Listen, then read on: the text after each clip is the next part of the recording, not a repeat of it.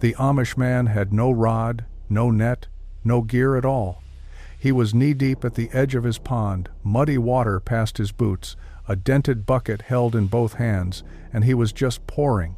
His neighbor watched from the fence, unsure what he was seeing. Then the surface broke. Not a ripple, not a swirl. Catfish were stacking shoulder to shoulder like the water had become magnetic.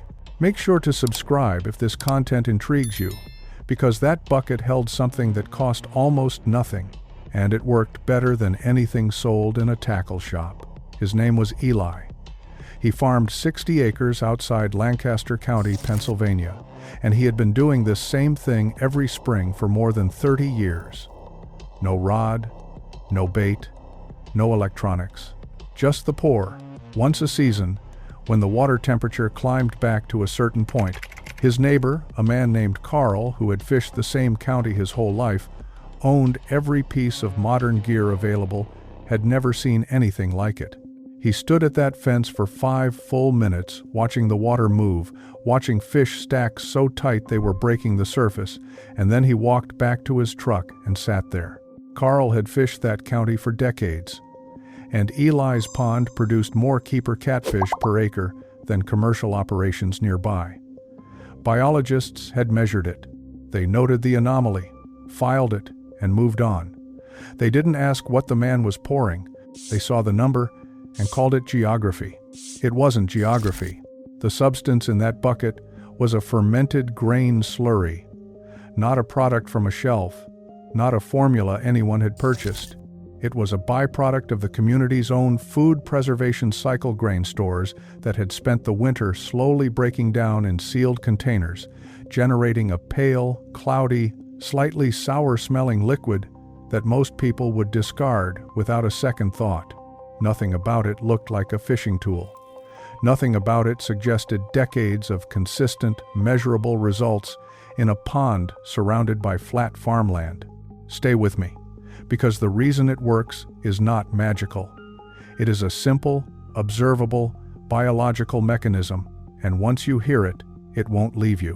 When organic grain matter ferments in water, it releases a specific cascade of dissolved compounds.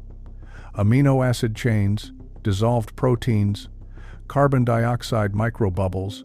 These are the precise chemical signals that catfish, bluegill, crappie, and other bottom feeders associate with a natural feeding bloom. The kind that happens when warm rain washes nutrient-rich water off a softened bank, or when shoreline vegetation begins to break down in early spring.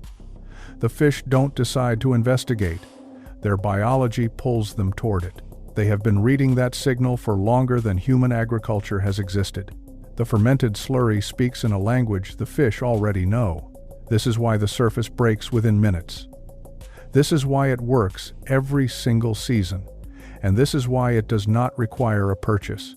In 1989, a research team at the University of Wisconsin picked up on exactly this. They were studying fish movement patterns near agricultural drainage areas and kept recording the same result.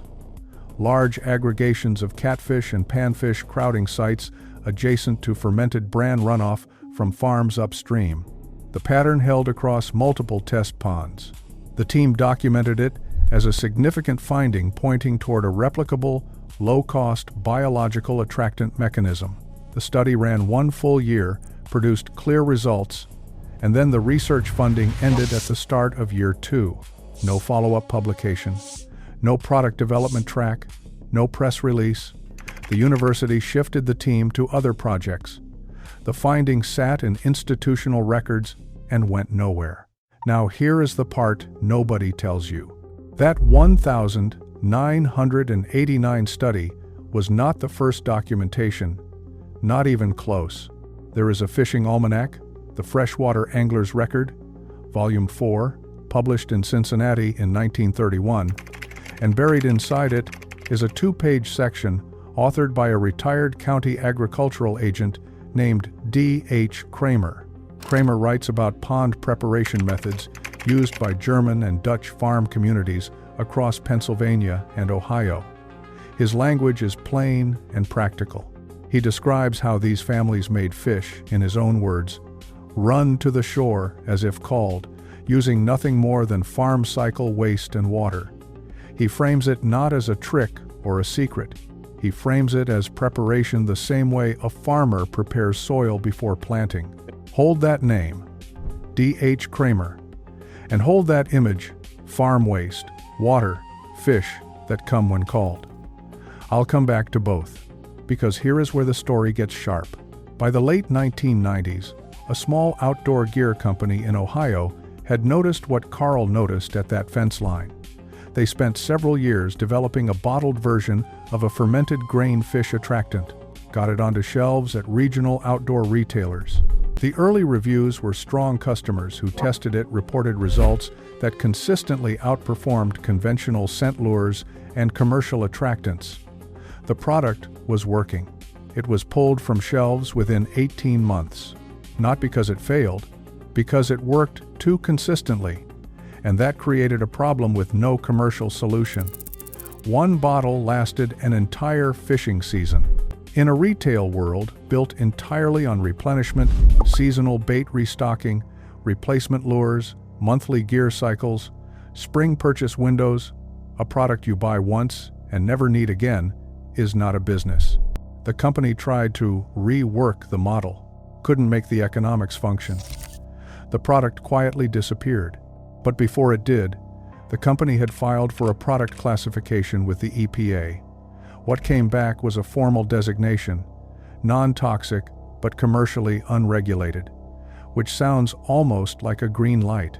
What it actually meant was that selling this substance under existing recreational fishing product frameworks required a full new retesting cycle, a compliance process designed for industrial chemical attractants, carrying costs that a small regional company simply could not absorb.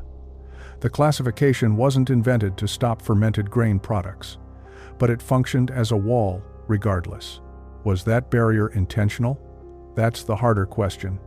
But consider the context.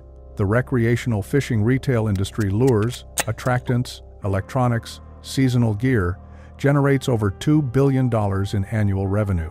More than 60% of that number depends on repeat purchases. Seasonal replacement, ongoing consumer dependence, a hand-me-down method that works better, costs nothing, and never needs to be replenished does not fit anywhere inside that model. Not one shelf, not one SKU, not one reorder cycle. The Ohio company was not the first to get quietly stopped, and the 1931 almanac was not the beginning of this story. There is a document older than Kramer by nearly a century. It comes from a specific county, names specific communities, and lists the fermented pond preparation method as standard seasonal practice, the same line item on a farm ledger as tilling before planting or salting before winter. That document changes what this is. It stops being one farmer's habit. It stops being a folk remedy passed between neighbors.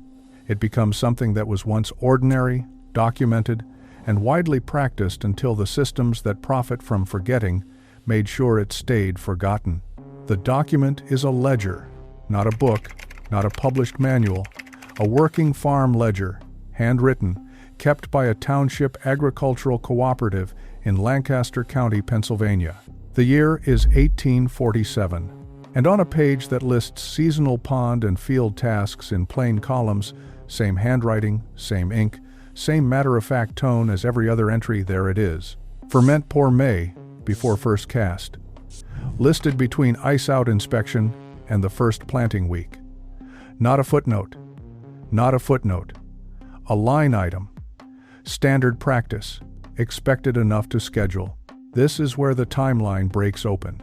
D.H. Kramer, writing in 1931, said the method had been in use for at least 3 generations prior to this writing. 3 generations back from 1931 puts the origin somewhere in the 1840s to 1850s. And here is a Lancaster County ledger from 1847 confirming exactly that. Kramer wasn't speculating. He was documenting something that farming communities in that region had already been doing long enough that nobody alive in his time remembered starting it. It was inherited knowledge. The kind that moves from father to son to grandson without ever needing to be explained, because the results explain themselves every spring when the water breaks. These were German and Dutch immigrant communities.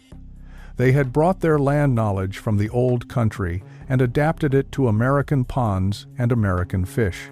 Catfish responded to the fermented signal even more strongly than the European species they had used it on back-home bottom feeders with dense olfactory systems built for murky water and dissolved organic cues. The method didn't just transfer, it improved, and for decades, it spread quietly through those communities. Not through publishing, not through products, through demonstration. A neighbor watches from a fence. A son-in-law asks, "What was in the bucket?" A family 2 farms over tries it the following May. That is how this moved person to person, season to season, completely outside any commercial or institutional channel. That is also exactly why it was so easy to bury.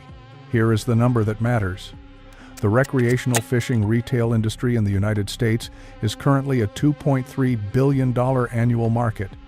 That number is not driven by first-time purchases. It is not built on one rod, one reel, one net per household.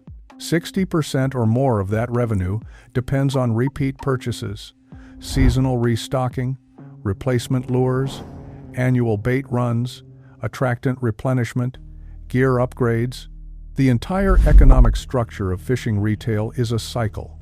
It requires the angler to return, to run out, to need something again next spring. A fermented grain slurry made from last winter's grain waste does not participate in that cycle. It cannot be sold on a shelf in a way that generates repeat revenue. It does not wear out, run dry, or go out of style. It is not improved by a new formulation. There is no version 2. The moment a method like this becomes widely known, genuinely widely known, not just passed quietly between Amish farmers in Lancaster County, it does not disrupt one product line. It disrupts the assumption that serious fishing requires serious purchasing. That assumption is worth $2 billion a year. And in 2004, the Outdoor Retailer Association circulated an internal memo marked for industry distribution only that addressed what it called the growing problem of natural attractant claims in recreational fishing marketing. The memo recommended that member organizations push for stricter EPA classification of fermented biological compounds used in recreational fishing contexts. Not because these compounds were dangerous. The memo acknowledged they were not. The push was framed around consumer safety standardization and fair market testing requirements. What it produced, in practice, was a regulatory framework that made it nearly impossible for small companies to bring fermented organic attractants to market without absorbing compliance costs designed for industrial chemical products. The Ohio company from the 1990s wasn't unlucky. It was operating inside a system that had been specifically structured to make what it was selling economically non-viable, not forbidden, not banned, just buried under paperwork heavy enough to end a small business. This is where the anger is supposed to land. Because the method itself, the thing Eli was doing in that pond, the thing the 1,847 ledger scheduled like tilling, the thing Kramer documented in 1931, the thing the University of Wisconsin measured in test ponds in 1989, that method never stopped working. Not once. It was not disproven. It was not replaced by something better.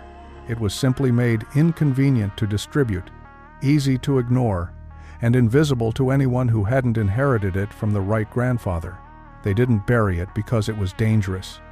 They buried it because it was free. Now here is what this means for you. Right now, on whatever property you are standing on, you do not need a pond the size of Eli's. You do not need 60 acres or a family farming tradition going back to 1,847. You need access to a small body of water, a farm pond, a creek edge, a fishing hole within driving distance, and you need fermented grain byproduct, water, and time. That is the complete list. Catfish respond to dissolved amino signals more strongly than almost any other freshwater species. Their olfactory systems are extraordinarily sensitive. They are built to find food in dark, murky water by chemical signal alone. A fermented grain slurry poured into the shallows at the right moment of the season is not a trick to them. It is a dinner bell they cannot ignore. Crappie respond. Bluegill respond. But catfish channel cats especially move toward that signal the way they move toward nothing else a conventional tackle shop has ever sold. And the base materials exist in any homestead, rural or semi-rural setup already. Grain that has been sealed and left through winter. A container. Outdoor water access. That is the entire infrastructure requirement. No permit, no purchase, no seasonal restocking run. Eli's Pond is still outproducing commercial setups nearby. The water hasn't changed, the fish haven't changed, the method hasn't changed. What changed is that almost nobody outside those Lancaster County fence lines knows it still works. Now you do.